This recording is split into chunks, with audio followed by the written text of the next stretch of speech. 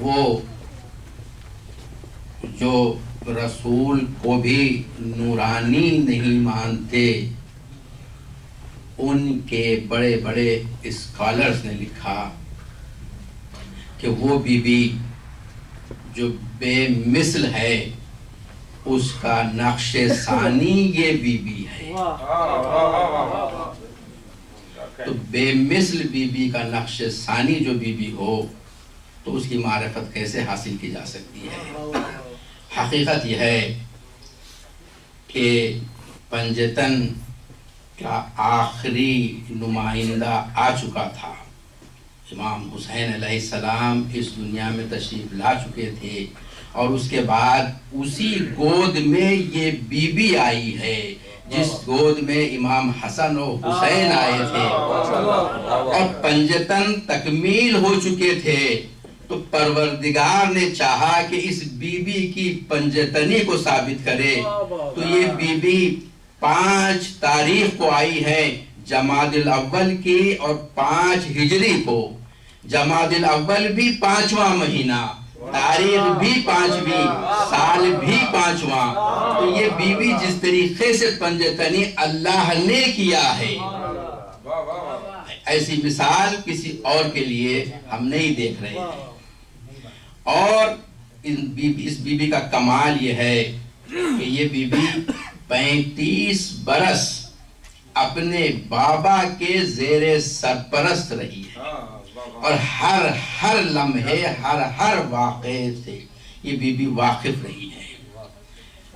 3 خلافتیں گزر گئیں، یہ بی بی ہر خلافت کے ہر واقعے سے، ہر عمل سے واقف، اور اس کے بعد مولا علی کی امامت میں یہ بی بی ساتھ رہی۔ نہ صرف ساتھ رہی بلکہ کوفے میں وہ کام جو مولا علی مردوں کے لیے انجام دیتے تھے، وہ کام یہ بی بی عورتوں کے لیے انجام دے رہی تھی، قرآن کی تفسیر فرما رہی تھی۔ خیال کیجئے آپ، غور تصور میں لائیے کہ کوفے میں مولا علی مردوں کے لیے تفسیر کر رہے ہیں، اور وہ مرد آ کر مولا علی سے درخواست کر رہے ہیں کہ اگر آپ اجازت دیں تو ہم اپنی عورتوں کو، اپنی بیٹیوں کو آپ کی صاحبزادی کی خدمت میں بھیجنا چاہتے ہیں تاکہ وہ ان کے لیے قرآن کی تفسیر کریں۔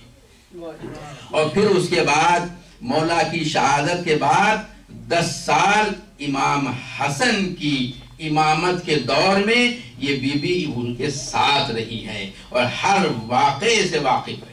اور پھر 10 سال امام حسین کی امامت ہے۔ تو یہ وہ بی بی ہے کہ جب 5 برس کی تھیں اور شہزادی کونین نے خلیفہ وقت کو جھنجھوڑا تھا فدق کے معاملے میں، تو وہ جو خطبہ ہے 5 برس کی عمر میں اس بی بی نے ویسا حفظ کیا تھا کہ یہ خطبہ ان بی بی سے ملا ہے ہمیں۔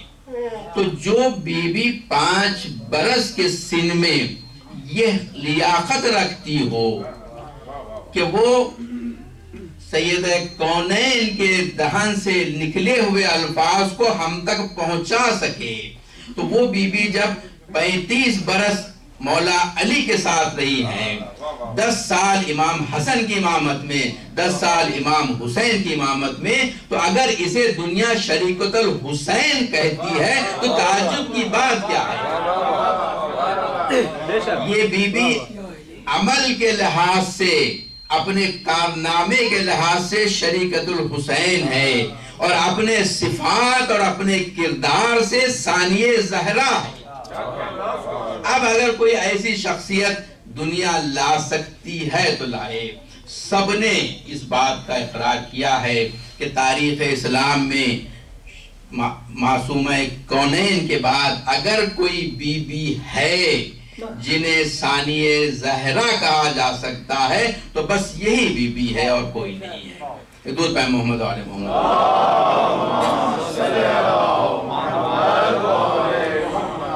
ہر مسلمان پر، ہر مومن پر امام حسین علیہ السلام کا حق ہے۔ جو بھی نماز پڑھتا ہے، جو بھی اپنے آپ کو مسلمان کہتا ہے، جو بھی لا الہ الا اللہ محمد رسول اللہ کہتا ہے، اس کی گردن پر امام حسین علیہ السلام کا حق ہے۔ اگر امام حسین علیہ السلام کربلا نہ جاتے اور شہادت قبول نہ کرتے تو اسلام ختم ہو گیا ہوتا۔ تو اسلام جس کے پاس ہے نہ آج بلکہ آنے والی نسلوں میں قیامت تک سب پر امام حسین کا احسان ہے، سب پر، اور جس پر امام حسین کا حق ہے اس پر شہزادی زینب کا بھی حق ہے، کیونکہ حسین کے پیغام کو اسی بی بی نے زندہ رکھا۔ اگر نہ حسین کا پیغام بھلا دیا جاتا، اگر کربلا ہم تک پہنچی ہے تو اسی بی بی کے تصدق میں پہنچی ہے۔ یہی نہیں بلکہ واقع کربلا کے بعد جتنے اہم کام تھے اور جتنے مشکل کام تھے، سارے کام اسی بی بی کے عہدے کیے گئے۔ پہلا کام تو یہ تھا کہ امام حسین علیہ السلام کی حقانیت کو ثابت کیا جائے، کیونکہ ساری حکومت کی کوشش یہ تھی کہ حسین نے بیعت سے انکار کیا تھا، اس لیے حسین کو قتل کر دیا گیا۔ اب اس بی بی کی ذمہ داری یہ تھی کہ یہ سمجھائیں انہیں کہ یہ حق پر حسین تھے اور یزید کی حکومت اور یزید یہ باطل پر تھے۔ یہ بہت مشکل کام تھا۔ ساری حکومت ایک طرف تھی، بنی امیہ کے جو جھوٹے راوی تھے وہ معاویہ کے مرنے سے سب مر نہیں گئے تھے، صرف معاویہ مرا تھا، ساری مشنری زندہ تھی۔ وہ اگر ان کو موقع ملتا تو حسین کے خلاف، امام حسین کے خلاف وہ بڑی بڑی حدیثیں گھڑ لیتے ہیں۔ یہ تو کمال ہے شہزادی زینب کا کہ انہوں نے پیغام کو ایسے پہنچایا کہ 40 دن کے اندر اندر امام حسین کی شہادت کا سہرا کبھی عبیداللہ ابن زیاد اپنے سر باندھ رہا تھا، کبھی عمر سعد اپنے سر باندھ رہا تھا، کبھی یزید اپنے سر باندھ رہا تھا، اور 40 دن میں حالات اتنے بدل گئے کہ یزید یہ الزام عبیداللہ ابن زیاد پہ ڈال رہا تھا، عبیداللہ ابن زیاد یہ الزام یزید پر ڈال رہا تھا۔ یہ کمال کہاں سے آیا؟ اس بی بی کا کارنامہ ہے۔ اس کے علاوہ اس بی بی نے بنی امیہ کی حکومت کے زوال اور نابودی کے تمام سامان فراہم کر دیے۔ اس واقعے کے بعد اس بی بی کے قیام اور کربلا سے کوفہ، کوفے سے شام تک کا جو سفر تھا، اور اس سفر میں بی بی نے وہی بات اور وہی انداز اپنایا جو ان کی مادر گرامی نے اپنایا تھا۔ فدق کے معاملے میں شہزادی اگر چاہتی تو مدینے کے لوگوں کو ورغلا کر، مدینے کے لوگوں کو کہہ کر اپنا حق حاصل کر سکتی تھی، مگر بی بی نے مناسب یہی سمجھا کہ اسے ہی جھنجھوڑا جائے، اسے ہی بیدار کیا جائے جس نے حق غصب کیا ہے۔ اس لیے مخاطب خلیفہ سے ہوئی تھی، اور یہی کام شہزادی زینب نے بھی کیا۔ کہیں پر عبیداللہ ابن زیاد سے مخاطب ہوئی ہیں، کہیں پر یزید سے مخاطب ہوئی ہیں، اور یہاں اسے ابن الطلقہ کہا یزید کو، آزاد کیے گئے کی اولاد، اور کہیں اسے اپنی ماں بدنام زمانہ کے نام سے عبیداللہ ابن زیاد کو پکارا۔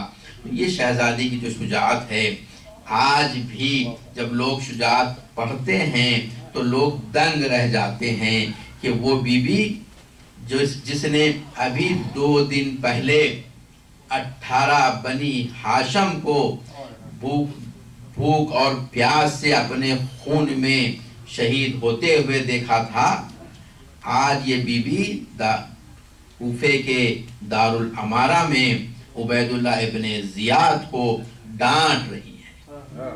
تو یہ شجاعت تھی۔ اور انبیاء کے لیے 12 صفات بیان کیے گئے ہیں، اور شہزادی زینب کے لیے کہا گیا ہے کہ ان 12 صفات میں یہ بی کمال رکھتی تھی۔ درود پڑھیں، میں آپ کی خدمت میں پیش کر رہا ہوں۔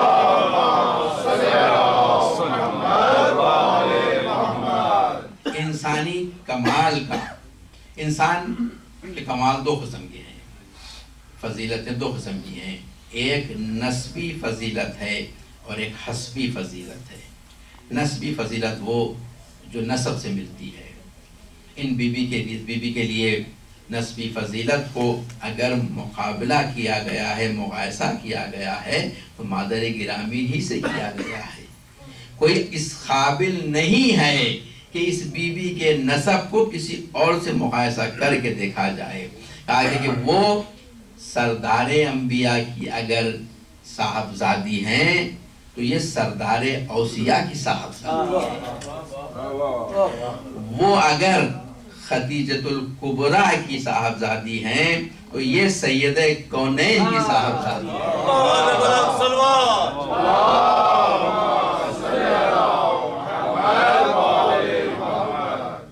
اور ان کے بھائی سردار جوانان جنت ہیں اس بیوی کے لیے۔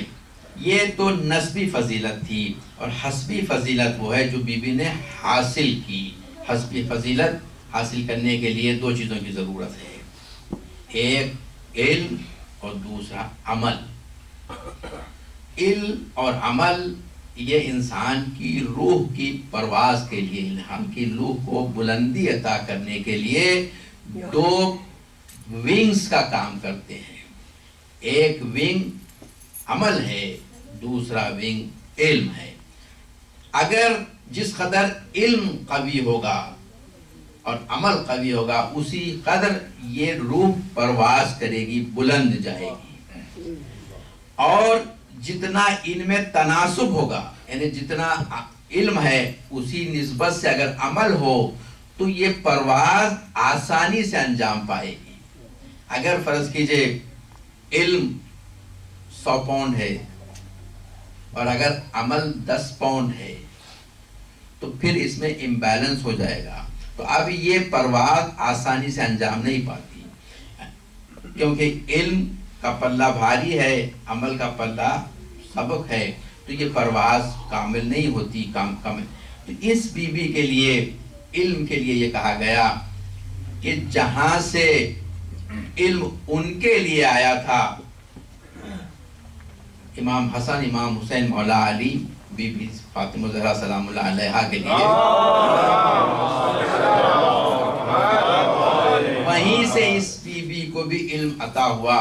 اور اس کی دلیل یہ ہے کہ چوتھے امام نے فرمایا اس بیوی کے متعلق کہ آپ عالمہ غیر معلمہ ہیں، آپ کا کوئی معلم نہیں ہے۔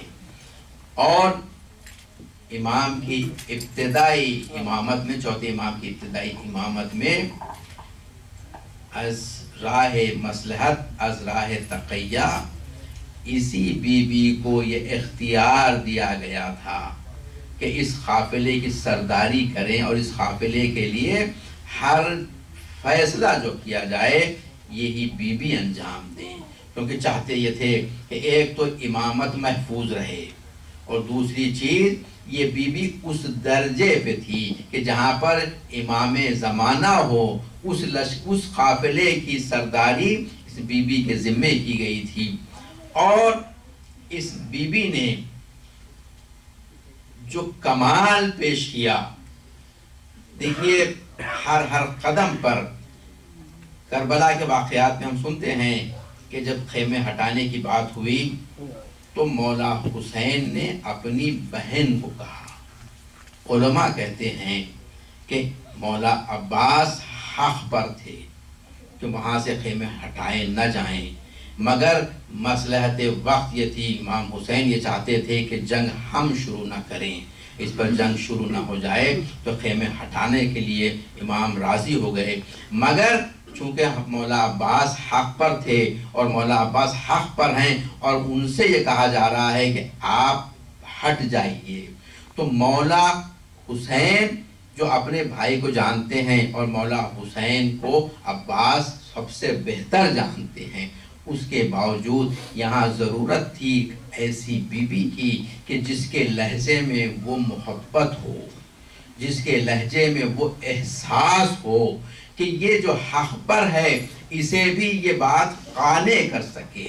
تو اپنے زمانے کا امام اس بیوی سے مدد لے رہا ہے، اور یہ محبت اور احساس کا جذبہ، اور پھر یہی بیوی کا لہجہ جب کہا گیا کہ آپ کو آزادی ہے کہ چاہیں تو آپ شام میں رہیں چاہیں تو مدینہ لوٹ جائیں، تو بی بی نے کہا کہ میں اپنے بھائی کا ماتم کیے بغیر یہاں سے نہیں جاؤں گی۔ تو کہیں پر اتنی ملائمت ہے اور کہیں پر اتنی سختی ہے کہ حاکم وقت کو مجبور کر رہی ہے بی بی۔ تو یہ کمال ہے اس بی بی میں، اور یہی چیز حسین کے لیے امام حسین چاہتے تھے۔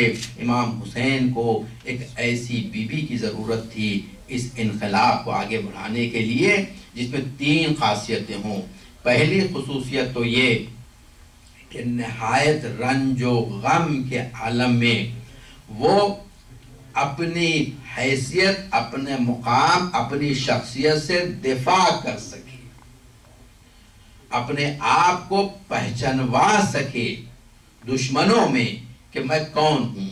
اور دوسری چیز یہ کہ وہ اپنے مقصد کو نہ بھولے، اور تیسری بات یہ کہ ایک لمحے کے لیے بھی یاد خدا سے غافل نہ ہو۔ ایسی بی بی سارے کائنات میں سوائے اس بی بی کے نہ، اور اسی لیے امام حسین نے اس بی بی کا انتخاب فرمایا اور اس بی بی کو لے کے مدینے سے چلے ہیں۔ تو علم اور عمل اگر یہ دونوں عروج پر ہوں تو اس کے بعد عبادت، عبودیت، شجاعت، صبر، جب علم آ جائے، اور علم کے بھی مدارج ہیں، علم کے بھی درجے ہیں۔ ایک علم وہ ہے جو علم یقین ہے۔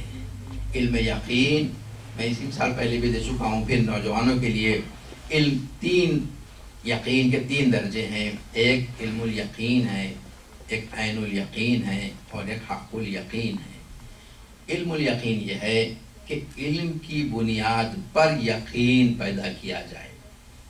مثال کے طور پر کہیں پر کسی عمارت کے پیچھے آپ نے دیکھا کہ دھواں اٹھ رہا ہے، آپ نے دھوئیں کو دیکھا، آپ کے علم میں ہے کہ جب کوئی چیز جلتی ہے تو دھواں اٹھتا ہے، تو آپ نے اندازہ لگایا کہ کوئی چیز جل رہی ہے، یہ اسی کا دھواں اٹھ رہا ہے۔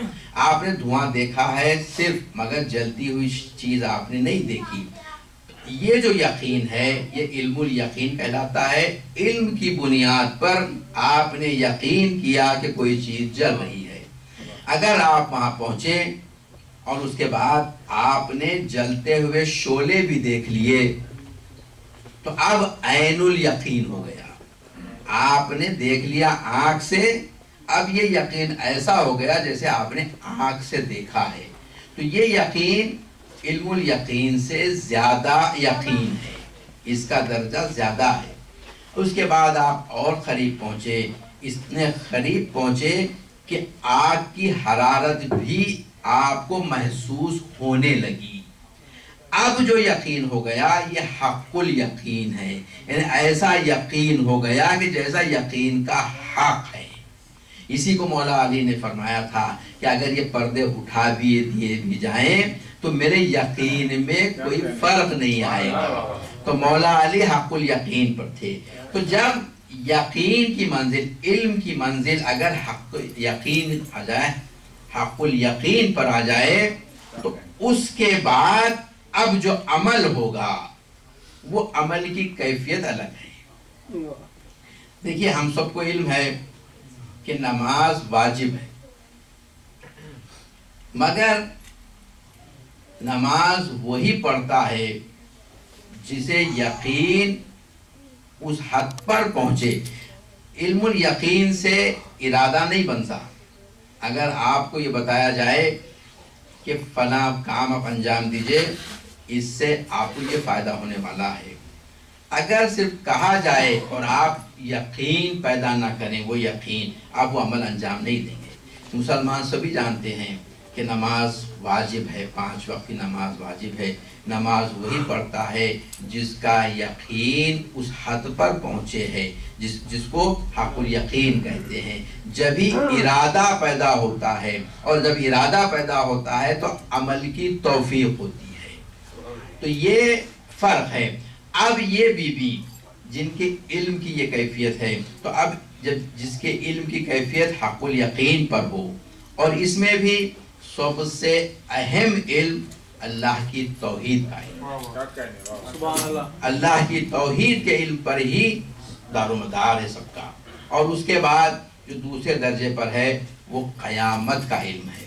یہ دو چیزیں جن میں ہوں گی تو اس کی عبادت بھی ویسے ہی ہوگی، اس کی بندگی بھی ویسے ہی ہوگی،